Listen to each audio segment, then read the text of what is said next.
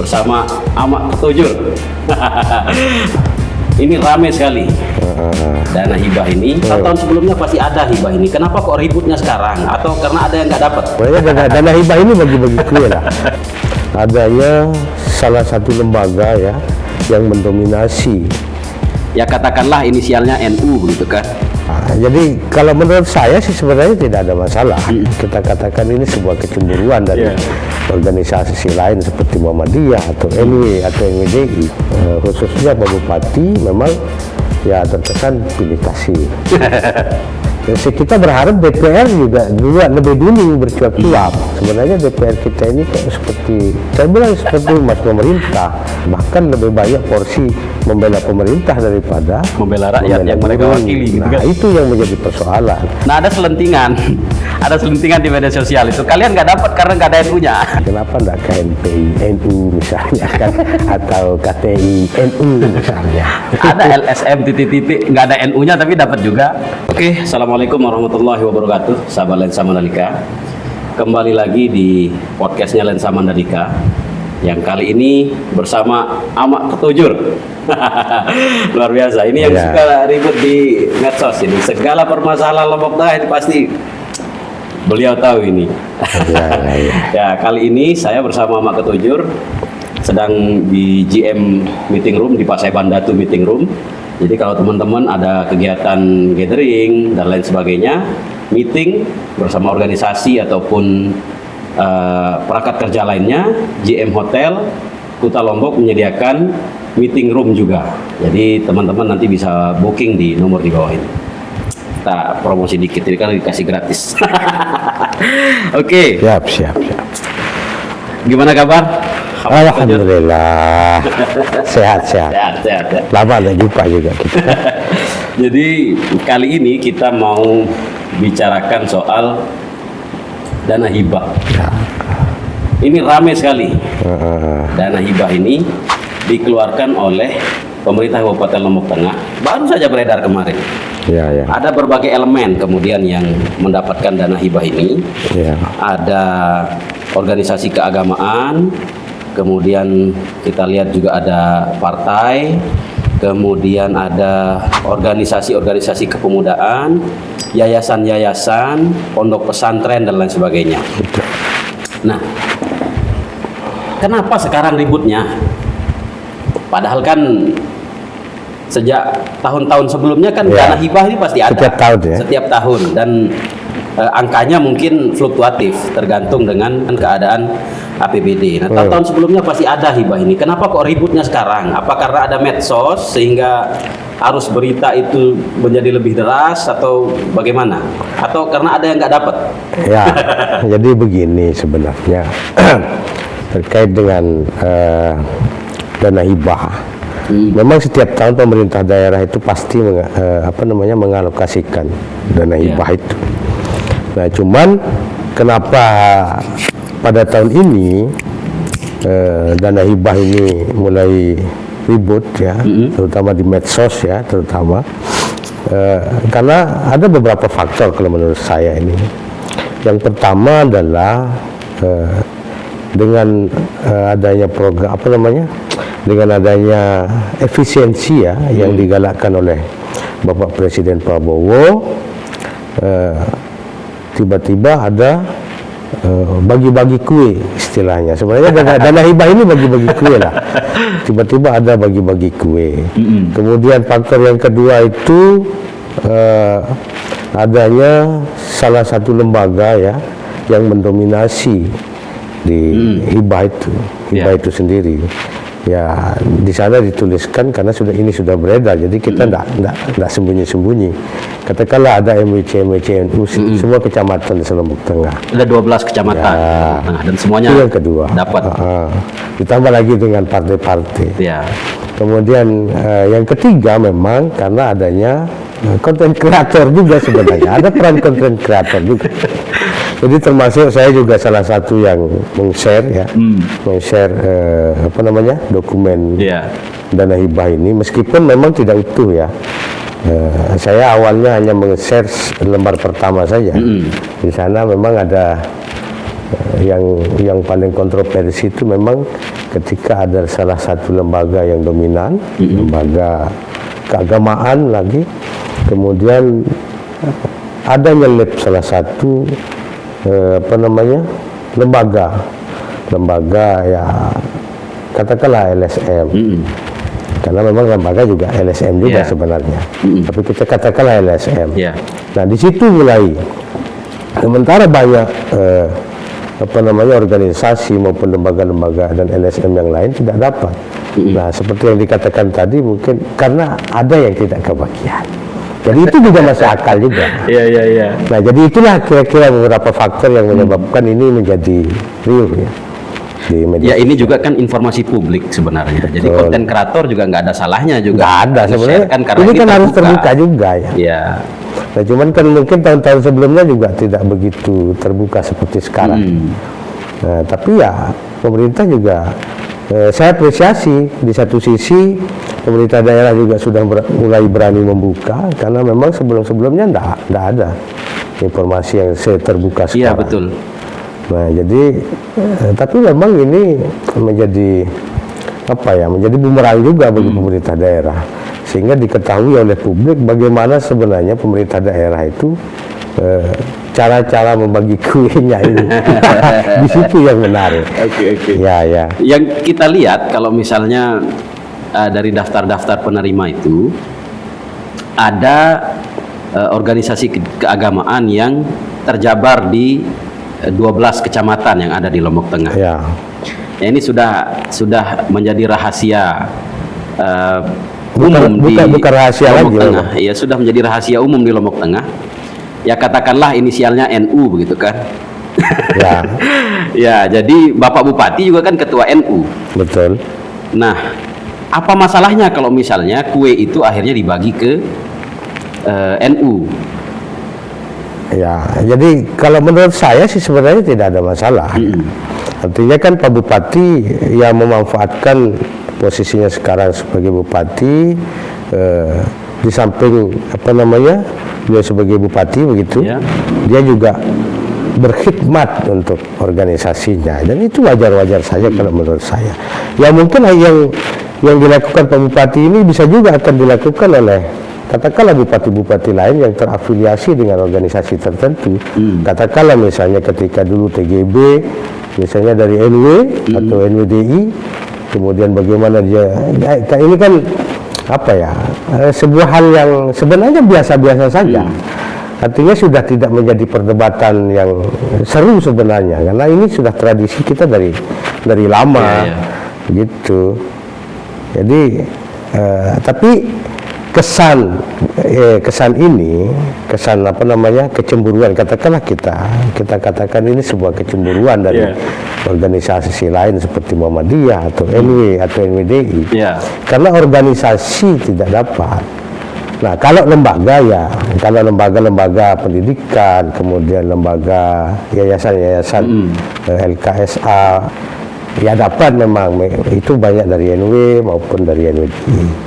Tapi kalau dari organisasi ya hanya NU memang yang dapat. Nah ini yang menimbulkan dan itu terperinci sekali di tiap kecamatan ada 12 ya. Kalau di total ya masing-masing dapat 50 juta, berarti ada 600 juta ya, berarti ditambah dengan ada JP Ansor juga, ada PMII juga, ada PMII meskipun kecil ya 25 juta. Nah tapi ya kita juga tidak bisa salahkan publik ketika mempertanyakan itu. Artinya bahwa pemerintah daerah khususnya Pak Bupati memang ya terkesan pilih kasih. Dan itu ya wajar-wajar saja, dan Pak Bupati tidak boleh tersinggung. Karena memang faktanya begitu. Iya. Tadi disinggung soal efisiensi. Memang efisiensi ini memang dari tahun sebelumnya, sejak tahun pertama pemerintahan Prabowo Gibran itu sudah pemotongan dana transfer daerah itu dipotong, kemudian berbagai porsi untuk daerah juga dipotong.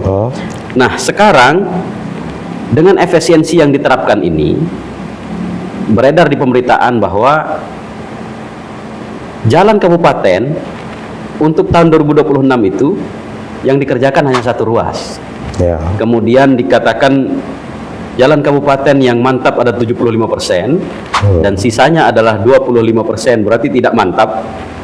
Ya. Nah, itu mau diapakan? Sedangkan hibah ini ada gitu loh. Ya. Jadi begini, sebenarnya terkait pembagian anggaran, apa istilahnya dalam pembahasan anggaran itu kan ada kolaborasi antara pemerintah daerah, Betul. eksekutif, Ada eksekutif dan kemudian legislatif. ada legislatif, ada DPR. Nah, kalau menurut saya, jadi dalam hal pembahasan anggaran ini, kita ingin DPR kita ini lebih punya power sebenarnya. Mana yang memang betul-betul menjadi skala prioritas dan mana yang tidak. Nah, itu yang kita harapkan sehingga tidak terjadi katakanlah tiba-tiba muncul bagi-bagi kue seperti sekarang ini. Kalaupun lah misalnya ada pembagian kue seperti ini, katakanlah hibah, tetapi dia lebih menyeluruh, artinya semua unsur di situ harus terwakili. Jangan sampai katakan dari LSM cuma 1 misalnya. Kemudian dari organisasi kepemudaan cuma 1, itu pun organisasi mahasiswa PMII cuma 1. Sementara yang lain kan ya mereka juga ingin juga kan, yang namanya uang APBD ini kan uang rakyat, katakanlah begitu. Jadi kita semua rakyat. Jadi kalaupun kita cemburu dengan dengan organisasi atau LSM atau apa yang lain, dan itu wajar saja. Kalau menurut saya. Salah satu kemudian yang mencuat karena dana hibah ini, karena totalnya ya lumayan fantastis ya, 5,5 miliar. Ya. Sedangkan ada 715 guru honorer kita yang tidak masuk ke dalam Dapodik kemarin, yang statusnya masih menggantung, saya rasa karena porsi gaji mereka juga tidak karuan ya. Yang dengan 5,5 miliar ini, anggaplah kalau tidak ada hibah misalnya, mereka bisa digaji dong. Bisa. Cuman kan begini, makanya saya bilang tadi, nah ini juga peran DPRD kita juga sangat kita butuhkan sebagai wakil kita. Jadi sebenarnya sebelum kita bercuap-cuap begini, kita berharap DPR juga lebih dulu bercuap-cuap, berbicara bagaimana penganggaran dan sebagainya, apa yang ingin mereka protes juga harus terbuka. Itu yang kita harapkan. Tapi kan kenyataannya tidak. Bahkan sempat saya bilang di media sosial bahwa sebenarnya DPR kita ini kok seperti corong pemerintah. Humas. Saya bilang seperti humas pemerintah. Jadi ketika ada keluhan-keluhan para guru ini, baru mereka mulai bicara dan sebagainya. Bahkan lebih banyak porsi membela pemerintah daripada membela rakyat yang mereka wakili. Nah, itu yang menjadi persoalan. Nah, kita berharap DPR kita ini lebih garang lagi. Cuman ya saya juga agak susah juga membayangkan mereka, karena mungkin mereka juga tersandra ya, partai-partai mereka kan juga dapat kan ya, tersandra dengan berbagai hal. Nah, berbicara tentang hibah ini, di situ juga kita lihat partai-partai itu dapat juga hibah. Iya, dapat. Jadi partai Gerindra sekian, Gerindra semua partai yang ada wakilnya di Jontlat, betul, semua dapat. Jadi mereka tidak bisa bersuara terlalu lantang juga, karena mereka juga mengharapkan itu. Nah, itu yang saya tangkap, sehingga agak sulit juga mengharapkan itu dana hibah itu mungkin bertransformasi menjadi kopi, menjadi teh, itu juga. Jadi agak susah memang kita berharap. Tapi mudah-mudahan tahun-tahun depan ini sebagai pelajaran awal ya. Nah, mudah-mudahan tahun depan bisa lebih power lagi DPR kita. Oke. Nah, dari total 5,5 miliar itu ada ratusan penerimanya. Itu list penerimanya ada beredar di sosial media. Ada beberapa yang kemudian organisasi-organisasi besar itu nggak dapat. Misalnya KNPI, kemudian Kormi, kemudian ada KTI, Karang Taruna, Kabupaten. Nah, ada selentingan, ada selentingan di media sosial itu. Kalian nggak dapat karena nggak ada NU-nya. Nah, itu kan hanya candaan ya. Tapi sebenarnya itu juga tujuannya sangat menohok sekali sebenarnya buat Pak Bupati sebagai orang nomor 1 di Lombok Tengah ya, bahwa terlalu menonjolkan organisasi yang beliau pimpin juga yang tidak baik juga ke depannya. Ini juga memberikan citra kepada NU itu yang tidak baik. Apalagi sekarang sudah di era media sosial ini, jadi segala sesuatu itu sangat mudah sekali terbuka menjadi konsumsi publik kan, sehingga persepsi-persepsi miring itu pasti akan muncul. Nah, oleh karena itu maka adalah selentingan-selentingan. Kenapa enggak KNPI NU misalnya kan, atau KTI NU misalnya. Nah, itu hanya candaan saja sebenarnya, supaya apa ya mereka juga berharap lah tahun depan dapat. Kira-kira begitu. Ada LSM titik-titik nggak ada NU-nya tapi dapat juga.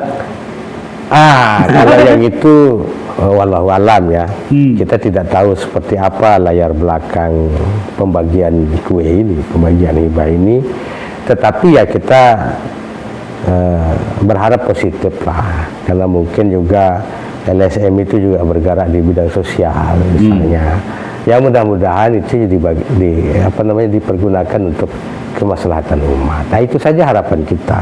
Karena ini sudah terjadi, ini sudah tertandatangani, jadi tidak bisa ditarik lagi. Tinggal keluar. Tidak bisa dirubah kalau sudah sudah datanya sudah keluar begitu.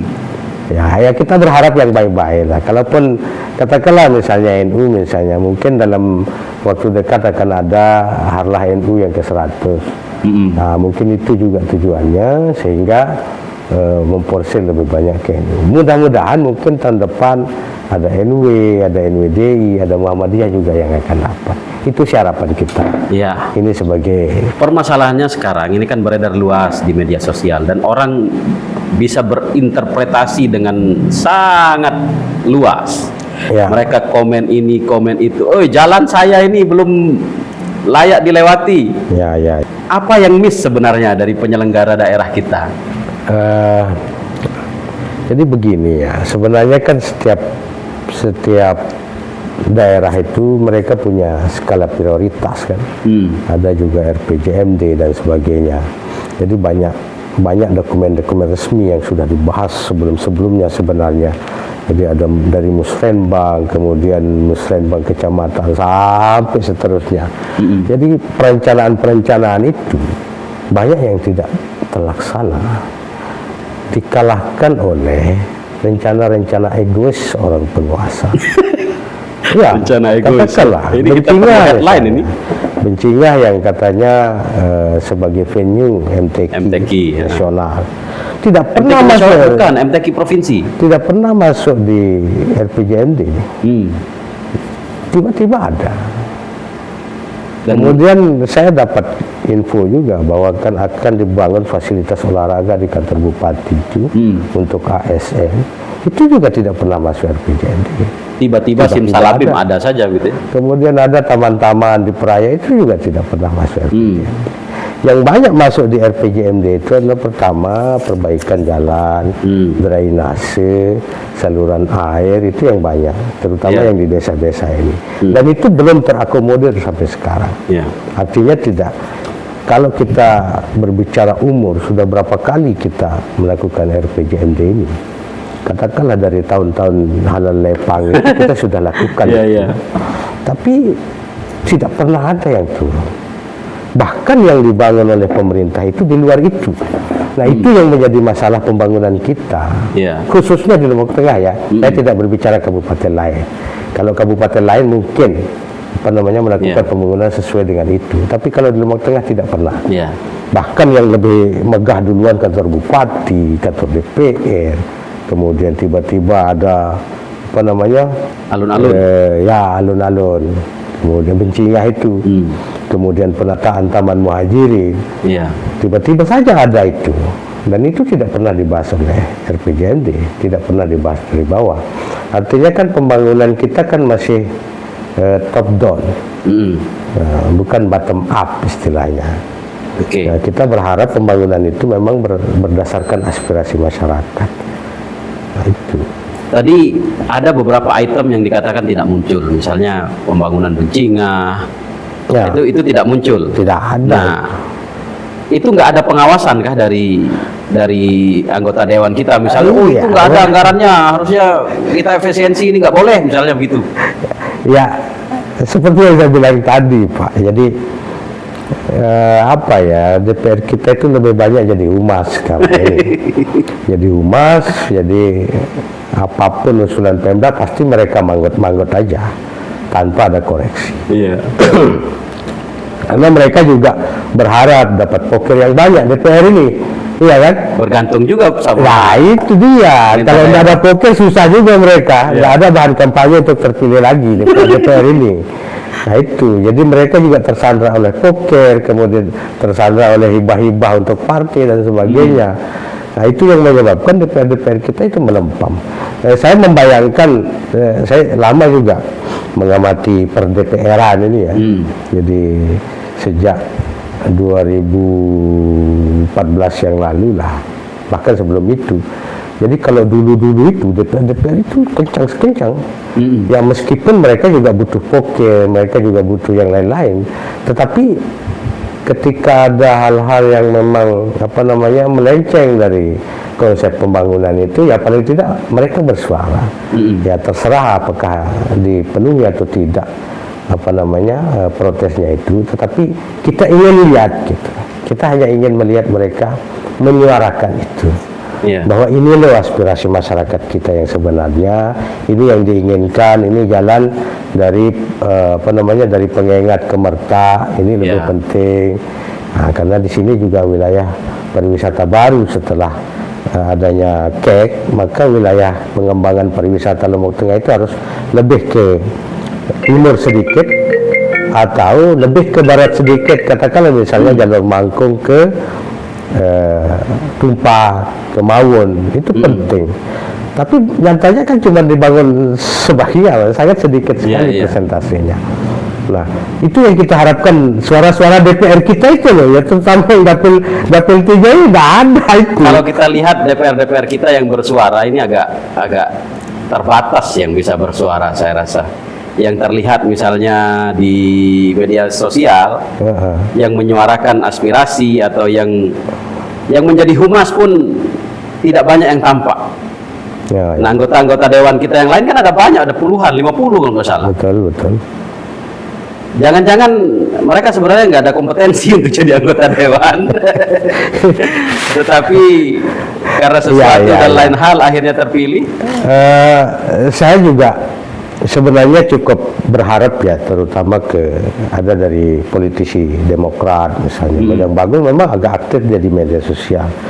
Kemudian ada Bung Mehmet dari Nasdem, ketua Nasdem itu juga cukup aktif. Cuman persoalannya adalah partai mereka itu mengusung bupati dan wakil bupati. Tetapi berarti tetap ada dominasi eksekutif itu berarti ya. Ya gimana, saya ini kan pengusung katanya, kan susah juga. Dia kan bupati saya yang bikin. Jadi kalau terlalu keras mengkritik juga tidak enak. Nah itu persoalan kita. Jadi ketika seharusnya kan setelah selesai pilkada, maka selesailah urusan koalisi itu. Tapi faktanya kan tidak begitu. Bahkan ini juga mungkin mereka mencontoh juga dari pusat, kan di pusat juga begitu. Iya, di pusat juga begitu. Sehingga di daerah hampir tidak ada yang memenggal kebijakan pemerintah yang tidak pro rakyat, begitu kan? Makanya kita tidak bisa berharap banyak, apalagi misalnya kalau betul misalnya pemilu selanjutnya nanti akan dipilih oleh mereka, maka kualitas pemerintah daerah yang porsi rakyat jadi nggak ada. Seperti apa lagi kan? Mungkin akan lebih parah dari sekarang. Nah itu poinnya kalau menurut saya. Jadi kita berharap ya sadarlah DPR kita ini bahwa di pundak mereka itu adalah ada suara-suara rakyat yang harus mereka bela, harus mereka perjuangkan, baik itu berbentuk jalan, berbentuk saluran irigasi, maupun yang kemarin viral itu terkait guru honorer dan sebagainya. Mereka itu sangat sangat memprihatinkan. Kita di Lombok Tengah ini cukup prihatin. Ya kita singgung keberadaan DPR karena memang mereka juga adalah bagian dari Oh, ya, kontrol terhadap ini kan.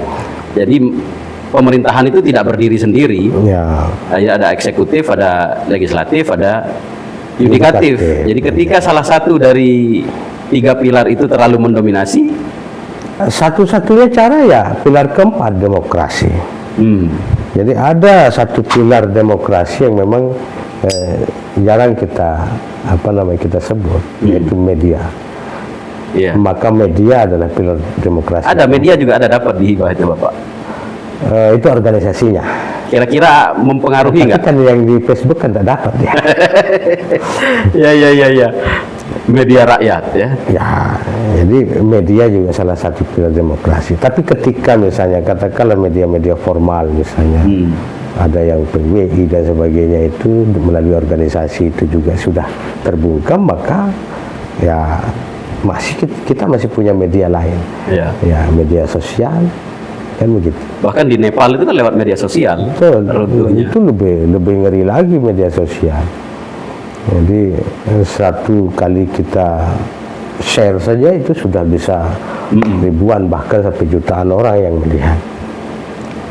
Ke depan hibah ini pasti akan ada lagi. Terlepas dari ada atau enggaknya efisiensi. Ini lagi efisiensi aja ada Ya. hibah ini. Kemudian ke depan bagaimana harapannya? Ini Ya. pasti ada lagi. Jadi begini kalau menurut saya juga mungkin hibah katakanlah hibah tahun ini diperuntukkan bagi katakanlah karena kan ini sudah berjalan hampir 2 tahun ya pemerintah baru. Betul. Ini katakanlah 2 tahun ini hibah ini diberikan kepada mereka-mereka yang sudah berjuang memenangkan bupati kita. Ya mungkin ini yang terakhir. Maka tahun ketiga, tahun keempat itu mudah-mudahan lebih proporsional ya. Berbicara tentang hibah karena sebenarnya hibah ini hanya bagi-bagi uang kan tidak jelas juga peruntukannya. Iya.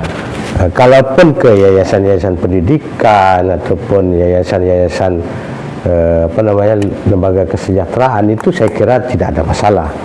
Tapi kalau hibahnya ke organisasi itu kan agak lucu sebenarnya. Bagaimana peruntukan karena memang dana hibah ini kan tidak diaudit. Di situ Nah, ya namanya hibah sudah dikasih. Enak aja ya, dibagi-bagi.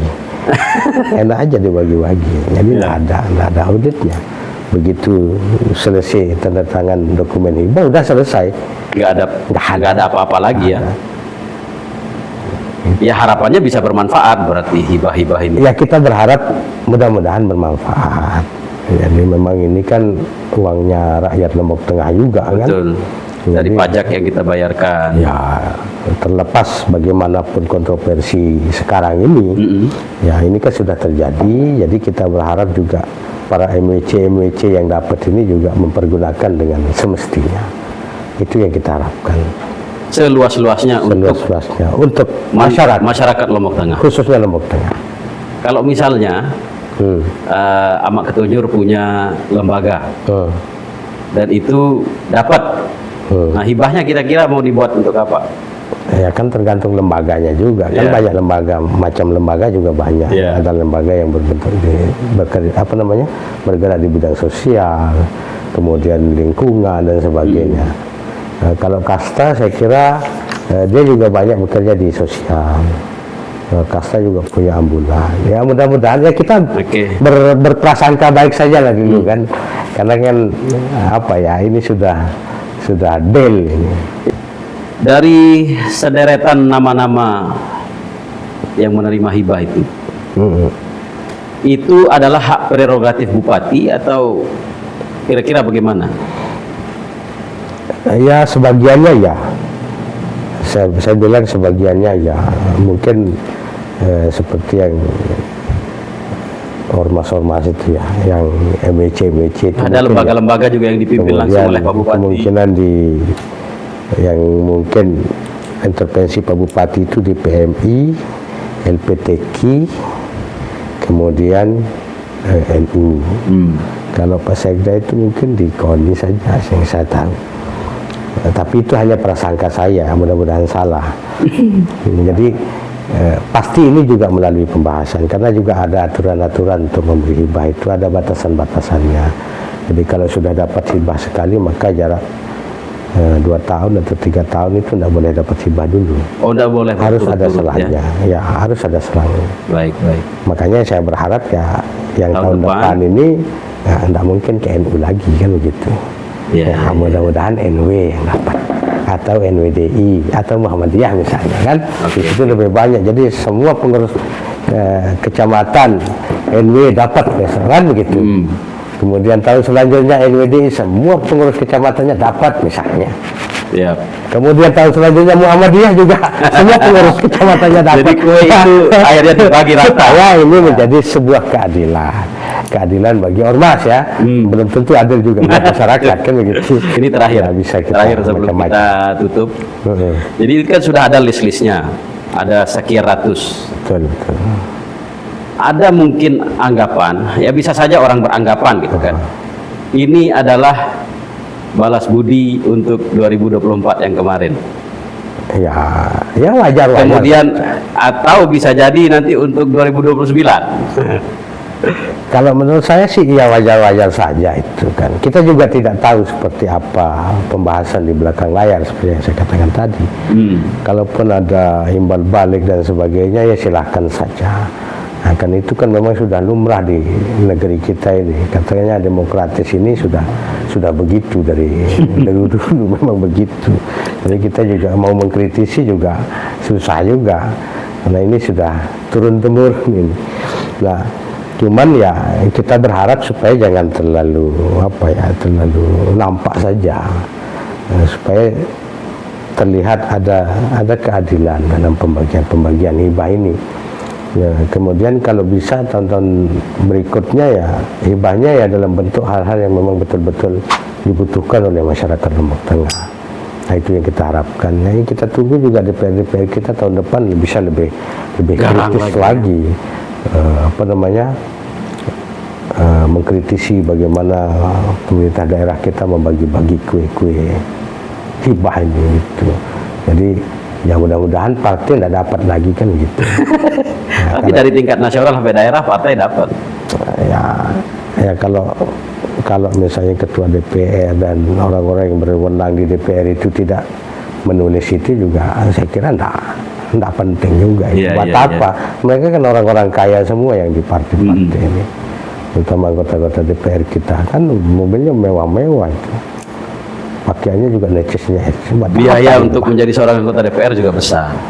Ya itu kan bisa dicari lewat jalur lain. Kan banyak jalur di DPR itu.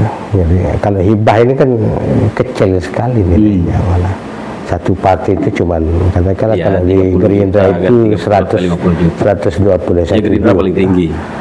Nah, itu dibagi banyak itu kan sama-sama cuma jadi. Karena mereka kan bisa cari sendiri di dalam gedung yang mulia itu. Mereka sudah lihai. Ya, oke. Terima kasih sahabat Lensa Mandalika. Itu saja untuk podcast kali ini bersama Amak Ketujur, pegiat sosial, pegiat media sosial dan yang rajin sekali bersuara. Terima kasih atas kesediaannya. Terima kasih juga sudah diundang. Ini luar biasa ini. Kaget juga saya dapat undangan. Jauh-jauh dari dekat pusat kekuasaan melipir ke daerah selatan, ke GM Hotel untuk berbagi keresahan tentang apa yang viral belakangan ini. Sekedar sharing lah, kita sharing tentang kondisi daerah kita yang tercinta ini. Ya kan semua kita mencintai daerah kita ini. Cuman caranya mungkin berbeda-beda. Oke, terima kasih sahabat Lensa Mandalika. Jangan lupa like, komen, dan subscribe channel YouTube Lensa Mandalika. Bantu kami untuk terus berkembang dan kami akan hadirkan lagi narasumber yang lain dengan bahasan yang lebih menarik. Terima kasih. Assalamualaikum warahmatullahi wabarakatuh. Waalaikumsalam.